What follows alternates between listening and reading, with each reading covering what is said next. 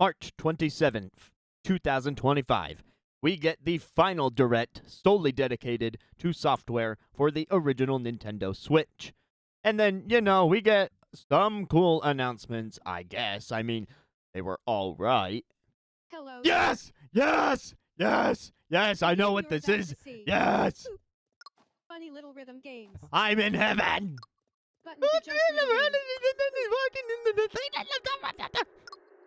I'm sold. Take my money.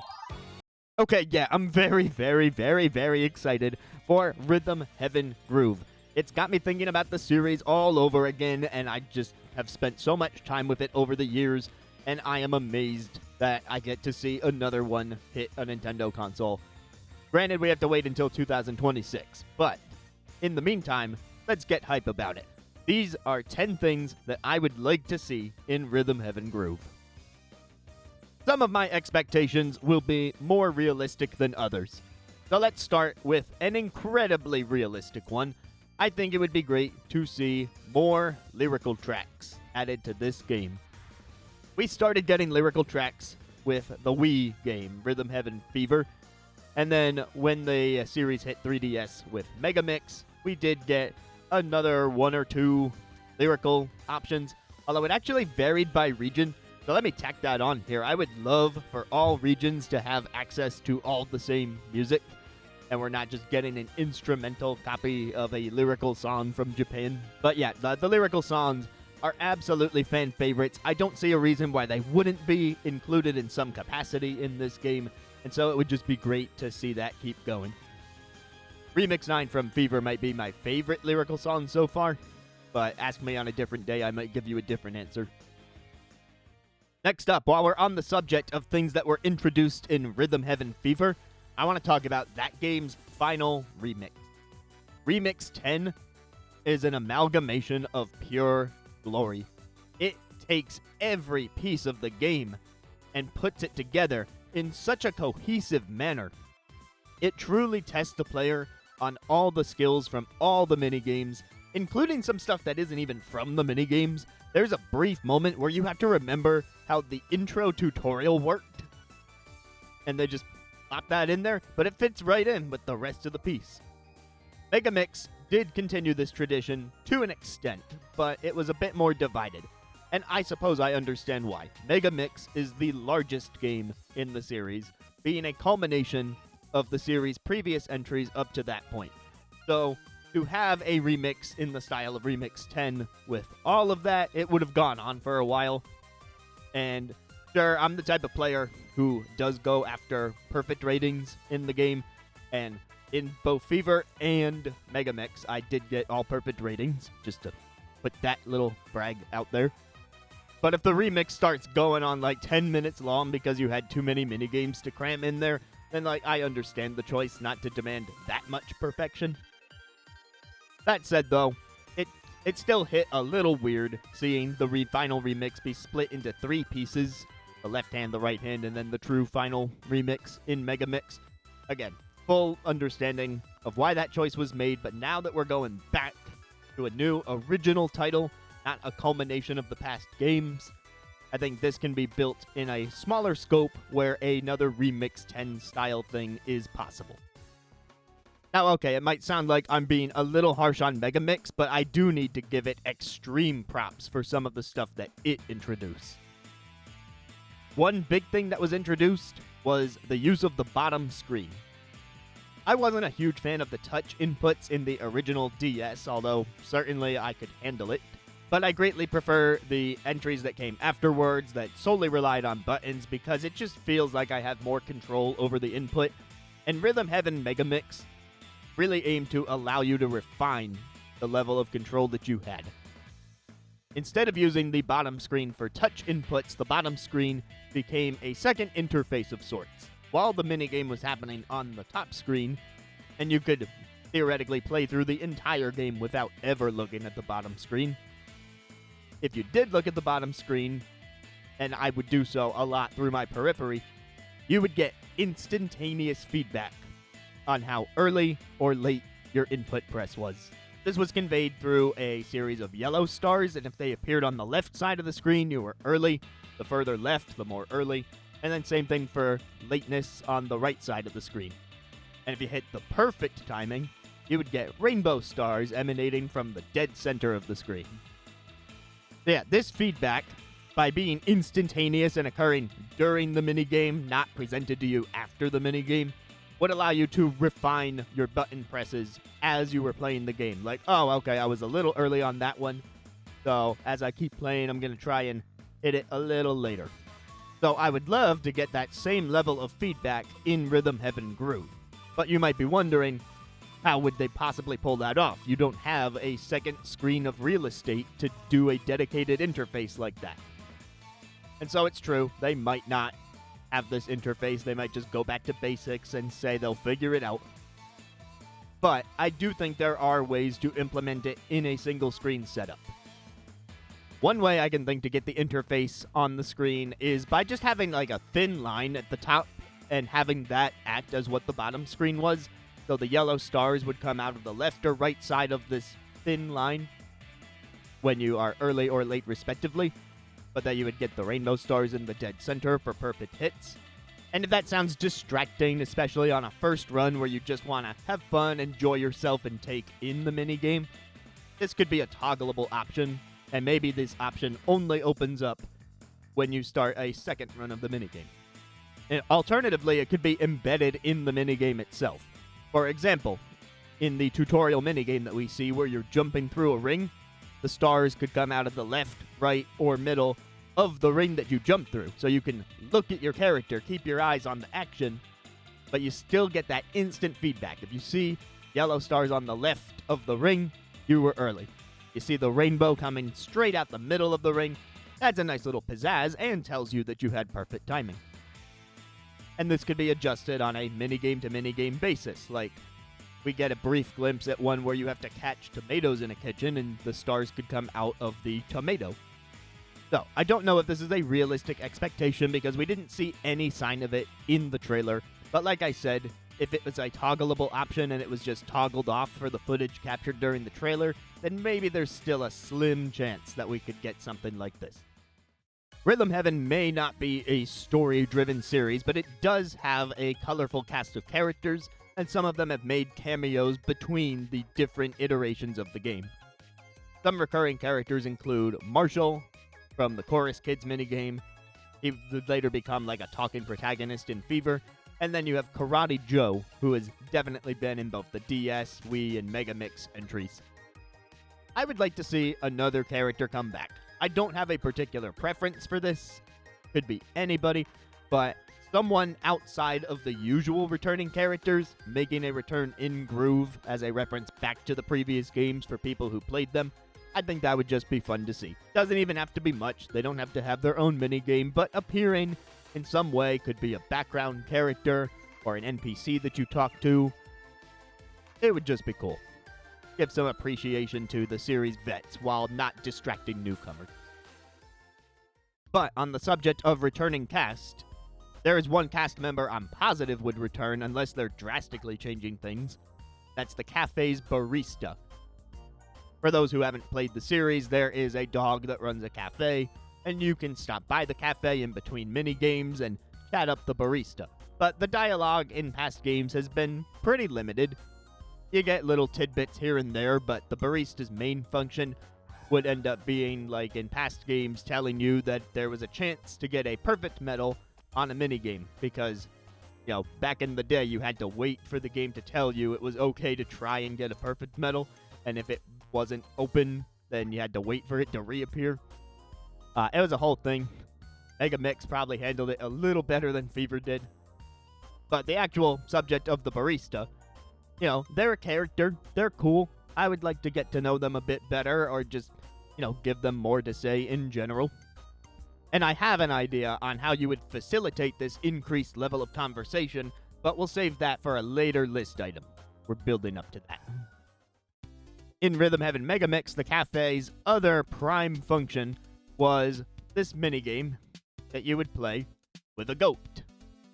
And by giving turnips to this goat, you'd have to launch them through a pachinko-style machine and make it land near the goat so that it could eat it.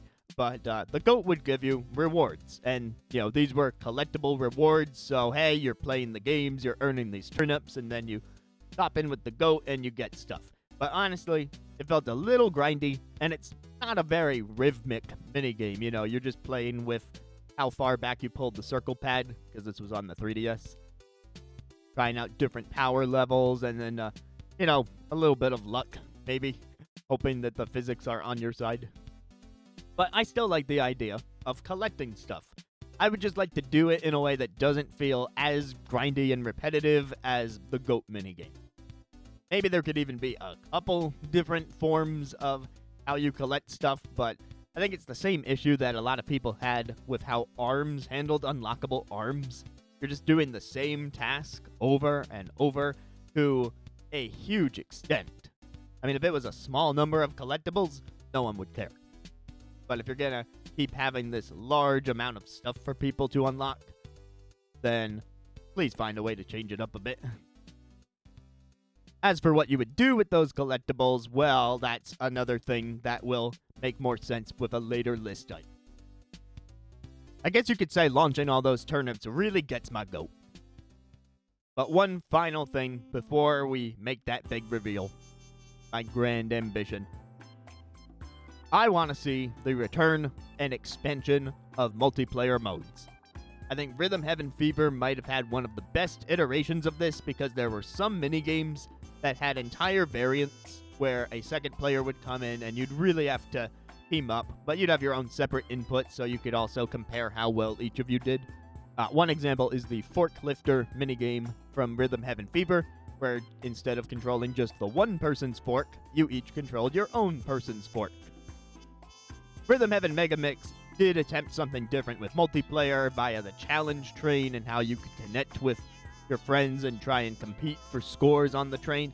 And that is something in the right direction, but I really liked the idea and implementation on Wii.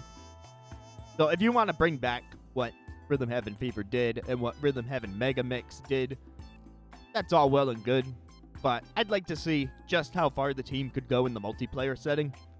And it's one of the few items on this list that I think could really help the longevity of the game. So, where are we going to put all this stuff? All the collectibles, all this increased conversation, all these extra modes that I'm talking about. Here's one of the more drastic items on the list that gives us a place to put all this together. I want a hub town. It would probably be called something like Groove Town because, Rhythm Heaven Groove. But for so long, the game has just been a menu. And it's served its function. I'm a big fan of the series, and if this doesn't change, it's not a big deal. I'm still going to have my fun with the game anyway. But how cool would it be to have an entire hub area where all the cast of characters you meet come together and how you can access all sorts of different modes in the game? If they want to bring back the challenge train from Mega Mix, you could put it at a proper train station.